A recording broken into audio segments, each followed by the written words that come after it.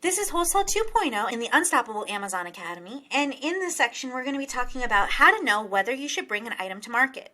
As you're going through wholesale vendors, you're going to find items that are not on the Amazon Marketplace. And the question will come up, should I bring this item to market or should I move on to another product? And so I'm going to go through what we do in order to determine whether or not we're going to bring a brand new item to market. Now, a couple things to consider before you even look at whether the item should be brought to the Amazon market, and that's whether or not you should bring the item to the Amazon marketplace. So if you're just starting out in wholesale and you don't feel particularly confident, you're still learning, this might not be the right opportunity for you to bring to the Amazon marketplace. Because what could happen is, if it doesn't work out, you're not going to know if you have the right information because it wasn't on the Amazon marketplace and you didn't have the right data, or if it was something that you did in creating the listing. So you won't know if it was the product or if it was you that caused it not to work, because you don't have that base knowledge of working with wholesale items already. Now, bringing items to the market can be a really great strategy on Amazon to avoid competition and to actually generate exclusives. We don't ask for exclusives. Most vendors usually offer us an exclusive, or they offer us the ability to sell on Amazon even after they've kicked everybody else off the marketplace, because we honor MAP pricing. We help tattle on people who are not keeping MAP pricing. We enhance listings. We run pay-per-click ads. We do a lot to help them. If we see something on our Google alerts, we'll set up Google alerts for that company. We see something come up, we'll email the vendor.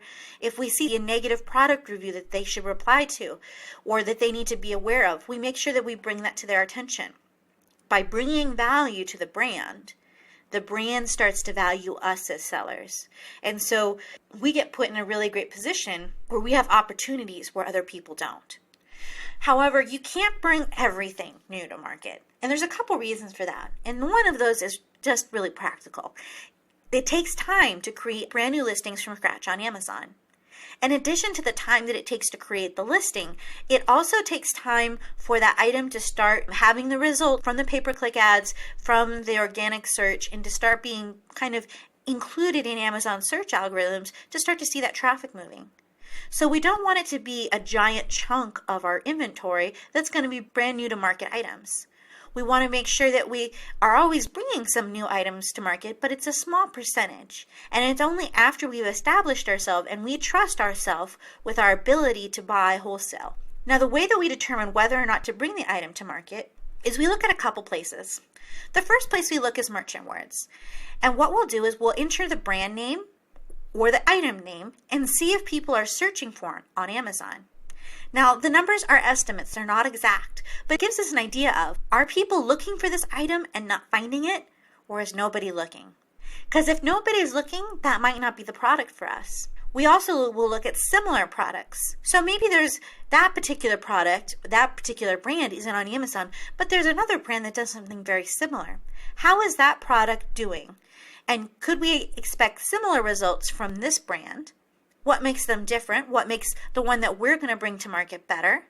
And it could be that we feel really confident in our ability to enhance the listing so that we would be able to have more market share simply because we could get better organic search results by making sure that the listing is created correctly and that the photo is the right size and it follows Amazon's guidelines and the bullet points are feature rich so that we have better conversions on there. Especially if you're going to bring the item to market, you want to ask them if they would consider making you their exclusive Amazon vendor.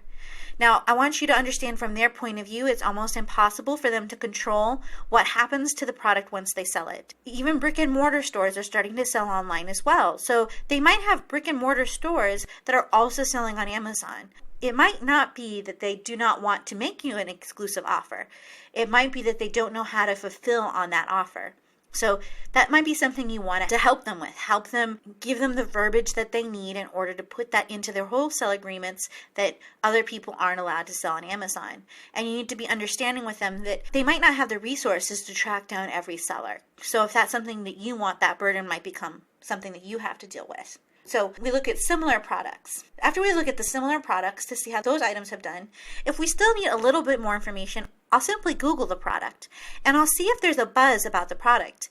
Does the product come up in forum chats, or are people talking about it on Twitter? Is there a brick and mortar store location that particular brand has that has really great reviews on Yelp? And we'll look and see if I can determine whether there's an emerging demand based off those things. So looking at merchant words, looking at similar products, and looking at the item on Google. And then that gives us an idea of whether or not we want to bring the item to market. When we're bringing items to market, we always negotiate to buy the smallest amount possible. We do not want to go deep into a product before it's been tested. This is especially true of items that you're creating the listing from scratch because you don't have the necessary data points to really place a bigger order. Let them know that if the product sells as well as you anticipate, you do plan on placing regular, large orders that meet their order criteria. Those are the basics on how to determine whether to bring an item to market.